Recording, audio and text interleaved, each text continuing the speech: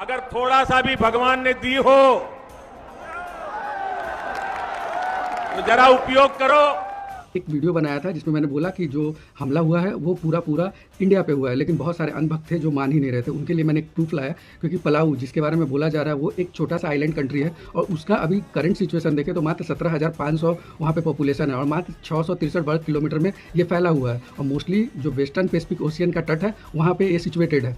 आज के डेट में देखें तो इनका जो पूरा काम है वो समुद्र के तट से होता है, लेकिन अगर इनका पुराना इतिहास देखें तो आपको पता होना चाहिए कि 1994 में ये देश आज़ाद हुआ। उससे पहले जर्मनी, जापान और अमेरिका के अधीन रहा। 1994 के बाद अभी भी अमेरिका के साथ ये बहुत सारे एसोसिएशन से जुड़ा हुआ है।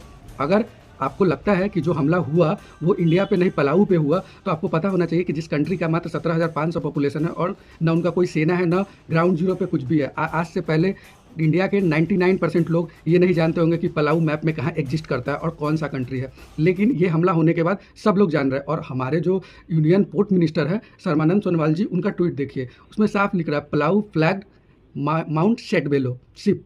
इसमें साफ साफ है कि ये प्रॉक्सी वर्ड्स यूज किया गया है, क्योंकि ये प्रॉक्सी कंट्री है जिसको रखा जाता है ताकि आप किसी बड़े कंट्री के आर में छोटा कंट्री को भेज करके अपना काम निकलवा सके या फिर उनका नाम इस्तेमाल करके अपना काम पूरा करवा सके। आपको क्या लगता है कि हाथी का दांत दिखाने का और है और खाने का कुछ और है? क्योंकि जिस कंट्री का अभी तक अस्तित्व ही नहीं था वो कंट्री को इतना अहमियत कोई क्यों देगा, और उसके अंदर अगर इंडियन मौजूद थे ये जानते हुए भी कोई उस पर अटैक क्यों करेगा? ये अमेरिका का साफ साफ दिख रहा है मनमानी चल रहा है और इंडियन डिप्लोमेसी जो है वो यहाँ पे फेल हो।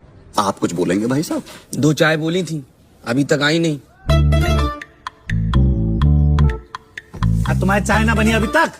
पूरा खानदानी है सब हो रहा है। और जो भी अंधभक्त है उनसे भी मैं कहना चाह रहा हूँ कि ग्राउंड जीरो पे आप देखिए, क्योंकि जो भारत अभी से पहले तक 5वां बड़ा इकोनॉमी था अब 6वें नंबर पे जा चुका है। और एजुकेशन का क्या हाल है इंडिया के अंदर वो हम आप सब लोग देख। पलाऊ के झंडे के साथ समुद्र में अपना काम कर रही थी।